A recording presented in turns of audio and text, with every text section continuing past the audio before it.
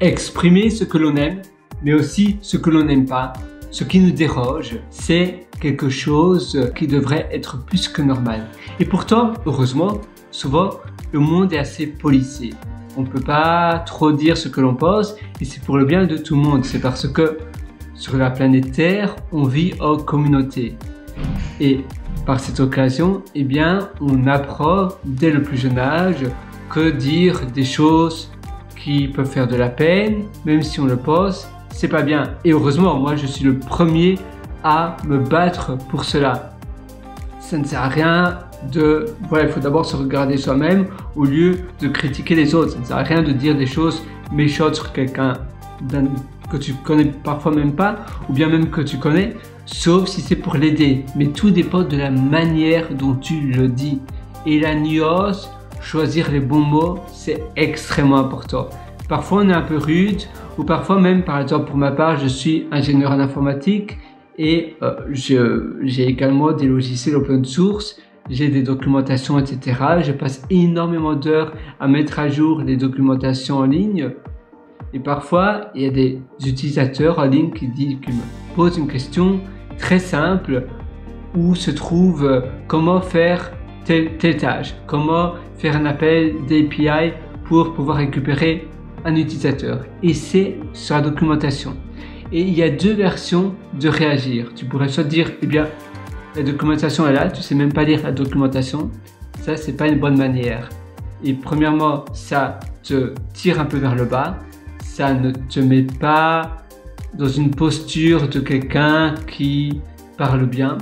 Dire, voilà, tu sais même pas lire, regarde, tu as la documentation là. Donc simplement comprendre, il y a des personnes qui peut-être ne savent même pas où est le lien, ou bien même si la documentation est là visible dès la première page, parfois c'est un repository, donc on appelle cela en anglais c'est repository, donc c'est un répertoire GitHub, et parfois la documentation, tu as un lien en gros affiché sur le README. Mais voilà, peut-être que la personne n'a pas trop pensé, mais elle a quand même pris du temps à te le demander. Et toi, eh bien, tu devrais servir cette personne de manière noble. Sinon, peut-être que tu vas perdre un utilisateur bêtement à cause de ta manière de parler.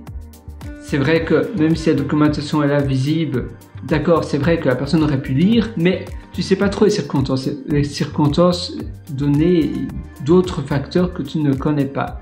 Et très souvent, on juge sans connaître l'intérieur de la personne, sans connaître ce qui s'est bien passé, ce qui s'est pas bien passé, et on juge naïvement. Et c'est très dur d'avoir toutes les circonstances d'une situation donnée. Donc toujours réagir de manière beaucoup plus soft et beaucoup plus diplomatique parce que on appréhende ou on pense parfois que cette personne-là ou cette chose-là s'est passée de cette manière-là et que ça c'est pas bien, ça c'est bien. C'est vrai qu'on réagit très souvent avec le bien, le mal. Mais en réalité non, il faut simplement dire ben voilà, très bien, tu as fait ça, félicitations. Maintenant, qu'est-ce qu'on peut faire d'autre? Aussi utiliser la critique sandwich, d'abord dire le compliment positif, la chose que tu aimes bien chez la personne, et puis lui dire tiens par contre j'aimerais bien que tu arrives à l'heure par exemple la prochaine fois à notre réunion, et puis encore après terminer par un autre compliment, quelque chose que tu aimes bien chez la personne et voir d'accord, la personne je n'aime pas qu'elle arrive toujours en retard à mes réunions, c'est un manque de respect, mais qu'est-ce que j'apprécie chez cette personne? Et quand tu prends des compliments, des choses que tu apprécies, tu l'exprimes. C'est un peu comme c'est de la gratitude, tu l'exprimes envers cette personne-là, tu te sens également mieux. Et puis tu dis au milieu de ces deux compliments la chose que tu voudrais que la personne fasse. C'est pour ça qu'on appelle ça un sandwich. En réalité, la critique, c'est la viande ou bien c'est le fromage qui est entre la baguette.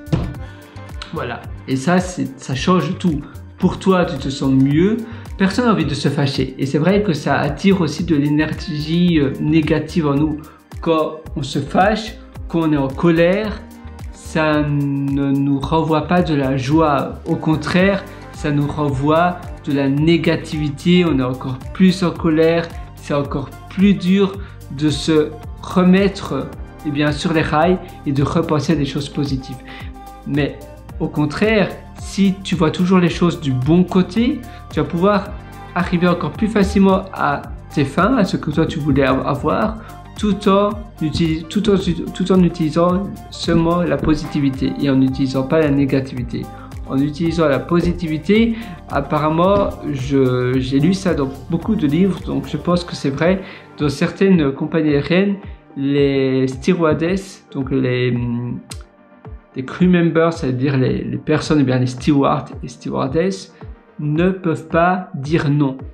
Peu importe ce que le passager demande, elles doivent ou ils doivent détourner la demande, la question, pour que la personne comprenne que c'est un non, mais sans dire non, je ne peux pas faire ça, non, on n'a pas cela. Non, non, il ne faut jamais dire le non. Et parfois un non, c'est vrai que c'est pas la chose la plus douce à dire. Non, on ne peut pas faire ça. Évidemment, il y a plusieurs nuances à dire, mais en évitant le non et en se forçant à répondre sans utiliser le non. Par exemple, si moi je te donne comme challenge de passer une journée entière sans jamais dire non, et d'ailleurs dès le plus jeune âge on dit non, quand on est bébé, le premier mot qu'on utilise le plus c'est un non et c'est pas un oui, on s'oppose. Et pourtant il y a des choses plus simples, et c'est pas parce qu'on ne prononce pas le mot non, N-O-N, que l'on ne veut que la phrase que l'on dit n'est pas négative. On peut très bien dire quelque chose pour que l'autre personne comprenne qu'en réalité c'est négatif, c'est un non, sans dire le non. Et ça sera bien mieux perçu, bien mieux interprété. Il y a plein de manières de mieux parler et de parler de manière dont ton interlocuteur va mieux digérer ce que tu lui dis tout en comprenant la même chose. Au lieu de se mettre des personnes à dos, tu peux dire la même chose, mais en changeant les mots. Et c'est vrai que parfois il y a pas mal de malentendus, misunderstanding, à cause des mots. Les mots, c'est compliqué. C'est pas parce que c'est assez obvious, donc assez clair pour toi dans ta tête de ce que tu dis, que pour l'autre personne, ton interlocuteur, de nouveau, on a tous une manière différente de percevoir les choses. Et donc, ça ne veut pas dire que pour ton interlocuteur, ça va peut-être être quelque chose où tu seras plus strict, trop strict. Ça dépend aussi des cultures. Pour ma part, j'habite en Australie. En Australie, on parle de manière très mild, très... si moi je parle à la française, on a l'impression que je suis en colère noire.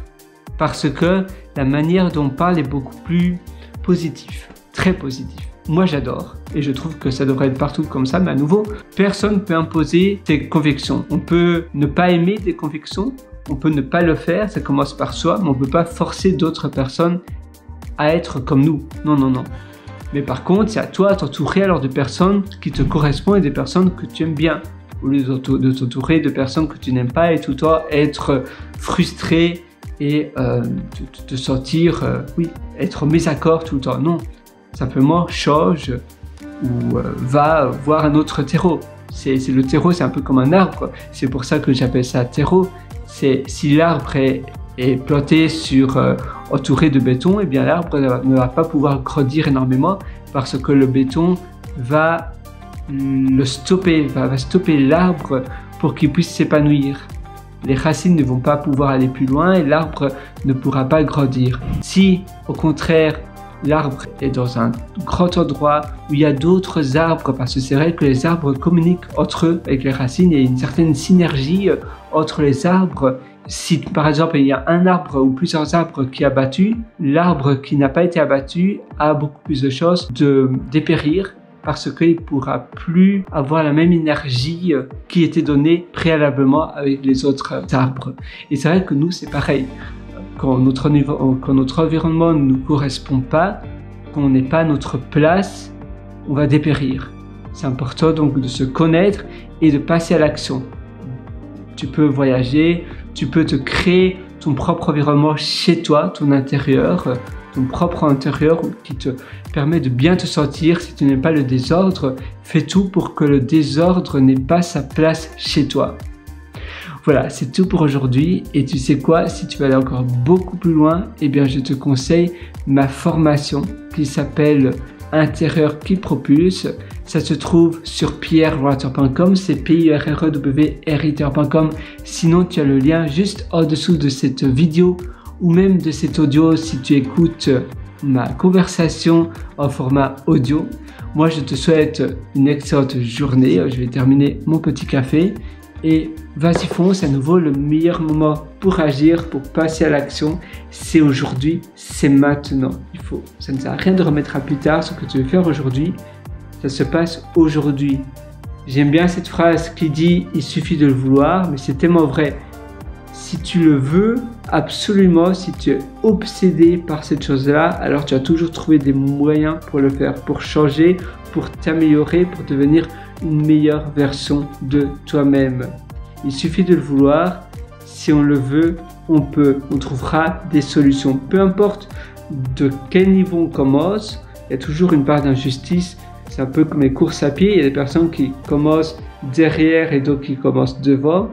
Mais c'est pas une raison pour se dire, ben voilà, c'était pas de ma faute. Non, tu es responsable. C'est toi qui as la réponse. C'est pour ça que responsable réponse. C'est de ta faute si tu ne réussis pas. Et de cette manière-là, ça va te permettre de toujours trouver comment tu peux t'améliorer. Si tu renvoies la faute sur les autres, eh bien, tu vas jamais changer, tu vas jamais voir comment tu aurais pu éviter ce problème. Si tu te dis, eh bien, c'est moi qui ai la part de responsabilité, comment est-ce que je pourrais mieux faire la fois prochaine? Ça va te donner la clé pour pouvoir changer, même basculer la perception de la situation. D'ailleurs, pour terminer en beauté, j'aimerais te parler, j'avais pris des notes d'ailleurs, on va voir cela si j'ai encore 3 minutes devant moi. À nouveau, le temps, moi non plus, j'aime pas trop la perception du temps, je sais pas pour toi, parce que ça fausse ma créativité, ça va détruire, ça va au détriment finalement de ma créativité et de mon bien-être finalement, de mon épanouissement. Mais par contre, c'est vrai qu'en société, on vit avec le temps. Ah voilà, j'ai trouvé. En réalité, c'est le fait d'exprimer des intentions. Une intention de vie ou plutôt une phrase qui va t'élever. Un peu comme une self-affirmation, une affirmation positive, self-affirmation. Une phrase qui te hausse, une phrase haussante, tu peux aussi appeler cela une devise, quelque chose où tu te dis, voilà, moi je sais que je deviendrai une légende dans mon boulot, dans mon job. Je sais que très bientôt, je réussirai cela. Je vais réussir. Aujourd'hui sera une journée exceptionnelle. Aujourd'hui sera une journée fantastique. Donc tu vois, c'est une affirmation positive que tu te dis à toi-même. On appelle aussi cela un self-talk. Ça veut dire une parole à soi. Tu devrais aussi dire quand tu fais quelque chose que tu n'as pas encore réalisé. Par exemple, pour ma part, eh bien, je ne parle pas encore le japonais. Je ne parle pas encore l'italien, je ne parle pas encore l'allemand. Au lieu de dire je ne parle pas encore nanana, ou bien je ne joue pas encore du piano, je devrais dire je ne joue pas encore, je ne sais pas encore jouer au piano. Je ne parle pas encore le japonais, je ne parle pas encore le russe, je ne parle pas encore le néerlandais, tu vois. Et ainsi, ça, tu te dis à toi-même, tu t'auto-envoies un signal que oui, tu vas pouvoir le parler, tout est possible. À nouveau, ça prend un peu de temps, ça demande de la résilience, donc une certaine routine dans tes journées pour y arriver. Ça ne va pas venir comme ça du jour au lendemain.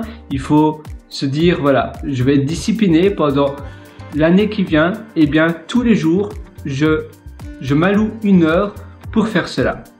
Mais le fait de te dire, ça va être possible, je vais pouvoir le faire, je crois en moi, se dire des phrases comme ça et à nouveau avoir une certaine devise, une intention de vie, un self-talk que tu te dis à toi-même et que tu te répètes à longueur de journée, tous les jours.